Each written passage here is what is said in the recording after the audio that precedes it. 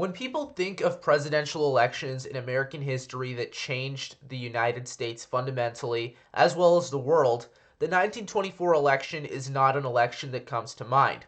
The 1924 election featured President Calvin Coolidge against Democrat John Davis and progressive Robert La Follette. Coolidge has been mostly forgotten by the American public, with the exception of a few conservatives who really admire the man. Davis has been completely forgotten by the public, and La Follette has mostly been forgotten but is still admired by progressives who liked his views on certain issues as well as his charisma. So this election featured conservatives from both political parties and a progressive third party candidate. So why would this election be important? Well, the 1920s, which was a time where Calvin Coolidge was president, was a time of widespread innovation. There was a lot of innovation, partying, as well as technological advancements. The economy was booming, and the three Republican presidents during the 1920s were very popular. In fact, President Calvin Coolidge, though, wasn't even elected in his own right initially as president. Coolidge was an accidental president who only took office after President Warren Harding died. And Harding's presidency had a ton of scandals that were only uncovered after his death, thus leading to Harding's posthumous reputation being thrown into the gutter. And in fact, in the 1922 midterm elections, when Harding's activities started to become started to the public started to become aware of Harding's activities, this resulted in a Democratic wave in 1922, with Democrats gaining a significant amount of House seats as well as governor seats and Senate seats. However, all this progress for the Democratic Party, as well as progressives in the Republican Party, came to a halt after Warren Harding died, and then Calvin Coolidge subsequently eliminated all of the corruption in Harding's administration by removing from office all of the people accused of corruption. However, Coolidge's policy ultimately led to him winning the 1924 election in a landslide, thus ending the progress that Democrats were making in 1922. However, what if Warren Harding did not die? Then Harding would have been the nominee in the 1924 election for the Republican Party and would face significant scrutiny for corruption in the Department of Veterans Affairs, the Department of Justice, as well as the Department of the Interior. These three departments would be fraught with corruption, thus leading to Harding ultimately facing significant threats from the progressive wing of the party, as well as a few dissatisfied conservatives. In fact, there would be two progressive challengers to Warren Harding in the 1924 election: Robert M. La Follette as well as Hiram Johnson. Both men challenged Calvin Coolidge and were ultimately unsuccessful in the primaries, with La Follette ultimately running third party. But I'm convinced that both men would be significantly more successful against an unpopular President Harding, who would also face investigations from Congress over his own knowledge of the events that were going on in his administration. It is well known that President Harding actually was aware of the corruption in his administration and did play a role in trying to cover it up by allowing some officials to leave the country rather than having them prosecuted. It is likely then that Warren Harding would face an impeachment inquiry based off of obstruction of justice.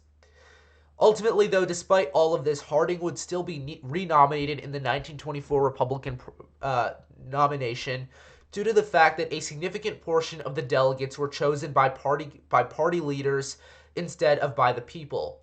So with the conservative establishment selecting Warren Harding, the progressives would then bolt the party and try to pick their own nominee to defeat Harding. The progressives would nominate Hiram Johnson, and this would be a repeat of the 1912 presidential election, with dissatisfied progressives selecting somebody new. Johnson was a strong supporter of Theodore Roosevelt in 1912 over William Howard Taft and would have ran a third-party opposition bid against Warren Harding. In fact, Robert M. La Follette would also likely run his own third-party bid. This would consist of agrarians in the Midwest for the most part who would be backing La Follette. La Follette and Johnson were both very different kinds of progressives. In fact, La Follette did not back Roosevelt in 1912, and Johnson did not back La Follette in 1924 in our own real-world scenario where La Follette challenged Coolidge. So it is likely that the two men would run different campaigns, both both of them would try to gain the progressive vote. In 1924, the Democrats nominated John W. Davis, who was a conservative lawyer who was picked as a compromise pick between the progressive and conservative wings of the party. Ultimately, the compromise was selected as John W. Davis. However, Davis was mostly conservative and did not hold many progressive views, thus leading to most progressive Democrats actually backing La Follette instead of Davis. However, in this new scenario, Warren Harding would be absolutely decimated in the election because, with two progressives eating away at his support, as well as a three-way split in the Republican Party, John W. Davis would likely win in an electoral college landslide. Although his victory would not be as big as Woodrow Wilson because Davis did not possess nearly the same amount of charisma as Wilson did. So with Davis as president in 1924 instead of Calvin Coolidge, things would significantly change, but not for the reasons you would think. Davis, like I said earlier, was in many ways a conservative just like Coolidge, and thus he would have approached the economy the same way and would have let the markets do their thing for the most part. However, one area of difference between Coolidge and Davis was that Davis would not have raised tariffs in the same way that Coolidge did. Davis was a supporter of free trade, and he was very much a Southern Democrat in the sense that he supported governance. He was a supporter of social conservatism regarding women's rights as well as civil rights, and he was also a supporter of free trade and deregulated economy. However, when the stock market crash would eventually happen, Davis would then have to come up with his own policies. Even though John Davis was certainly more conservative than progressive, Davis did have some progressive views also. He was a supporter of Woodrow Wilson's economic policies and likely would have taken some steps for government intervention in the economy through efforts to help small businesses as well as big businesses in the Great Depression, and would place some level of economic regulations. However, one thing that Davis would not do would be sign the Smoot-Hawley Tariff Act, which ultimately exacerbated the Great Depression by making it a global conflict and further thrusted the American society into the Great Depression. However, Davis would support increasing taxes on top earners in the United States. Davis actually opposed the 1920s tax cuts by Coolidge as well as Harding, and with the Great Depression coming around, he likely would have supported increased taxes so that there would be a balanced budget and the government could be able to pay off and deliver aid towards the people while simultaneously not running a budget deficit. This would be similar to Herbert Hoover's actual policies during the Great Depression. However, the one key difference would be that John Davis would not raise taxes on top earners, or he would not raise tariffs like Herbert Hoover did. That would be the only difference, which would be protectionism, and this would be key as we see later. The 1932, as well as earlier the 1930s midterms, would both be red waves. However, this would not be the case for conservative Republicans, but rather progressive Republicans who would make key gains across the United States, and progressive Democrats would also gain momentum as they would attack Davis's Great Depression policies as being inadequate and would call for more direct aid to the American people. In 1932, the Democrats would likely lose hope of winning the election and would likely select their own candidate, John Nance Garner, who would be a conservative Southern Democrat, as their nominee. Garner would attempt to be the successor of John W. Davis. The conservative Republicans would try to nominate Frank Loudon, who was the governor of Illinois and also a high-profile conservative. However, progressives would not want what happened to them in 1924 to happen again in 1932. And with an economic crisis this time, things would likely go their way. Progressives would likely choose either between William Borah or Hiram Johnson. However, of the two, Borah is most likely going to be the nominee due to the fact that Johnson did destroy the party's chances of winning the election in 1924. With Borah as the Republican nominee, progressives would be satisfied in their selection. However, to placate the conservative wing of the party, Borah would select Bernard Snell, who was the Republican House leader as well as a big conservative from New York, as his running mate. This would be able to balance the Western, more liberal and progressive wing of the party, along with the Eastern and more conservative wing of the party. Overall, in the 1932 election, William Borah would win an electoral landslide and would win every single state outside of the Confederacy plus Oklahoma. Borah's first term would be very similar to FDR's. Borah in real life supported many of the New Deal programs initiated by FDR, such as the TVA, the Glass-Steagall Act, and he likely would have done the same in this scenario and would have signed many of those bills into law. However, one key difference would be that Borah would not implement the same level of executive authority that FDR did, and would likely not initiate the same amount of executive orders because Borah did believe that a strong executive would contradict the idea of the American Constitution and would have supported a more restrained approach. In 1936, the Democrats would again nominate a sacrificial lamb, this time being Alf Landon. The 1936 election would be an utter disaster for the Democrats, as they would lose every single state outside of South Carolina, Mississippi, and Louisiana. Borah's personal popularity among the American public, his charisma, Al Smith's lack of charisma, as well as anti-Catholic prejudice would allow Borah to win an electoral landslide. States like Arkansas, Georgia, Texas, and Alabama, as well as Florida, would go red for the first times since Reconstruction.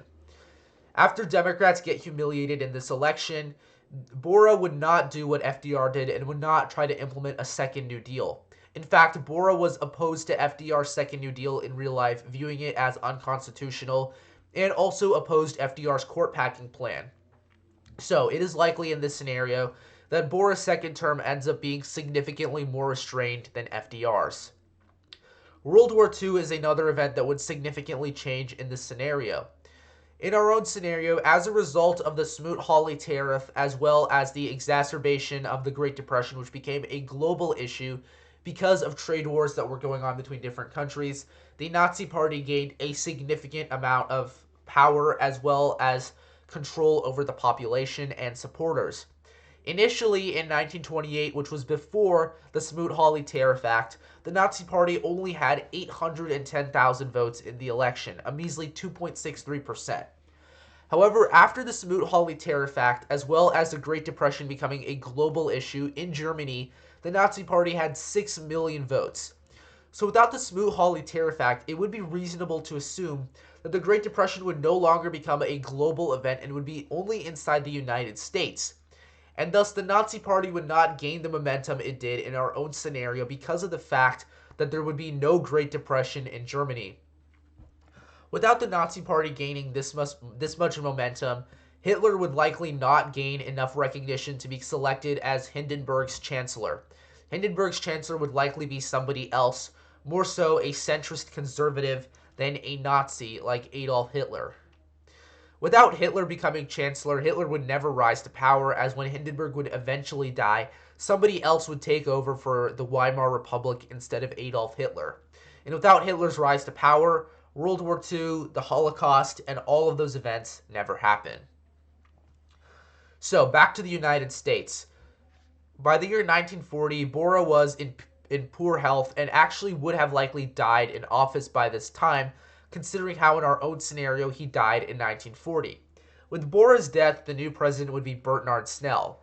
However, Snell would likely not run for president in 1940 because he himself was in poor health and had very poor eyesight. With Snell retiring, Republicans would look for a new or younger face.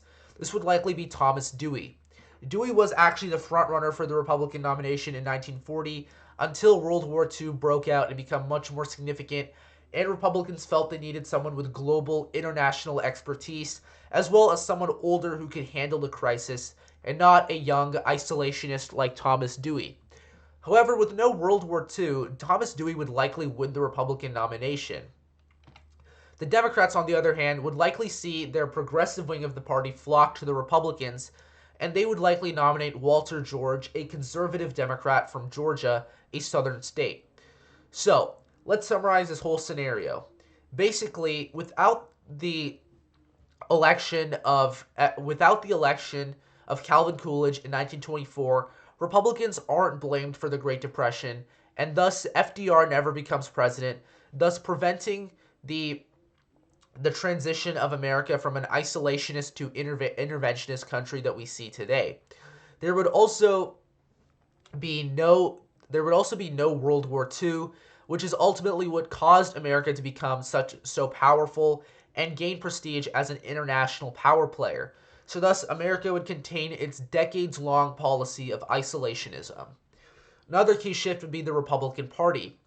In this scenario, William Borah would significantly change the face of the Republican Party from a mostly elitist and conservative party into a progressive party. And on the other hand, the Democrats would become the party of conservatism, with business leaders flocking to the Democratic Party, as well as the conservative establishment of the Democrats in the South, as well as in some places in the Northeast, maintaining power. And when the time eventually comes, we will see college students flock to the Republican Party in the 1960s with civil rights, and the Republican Party would be the political party that takes steps in that direction, not the Democratic Party. So as a whole, today we would see a conservative Democratic Party and a liberal or progressive Republican Party. So anyways, guys, thanks for watching this video. Make sure to like this video down below and subscribe to the channel. Mr. US History, out.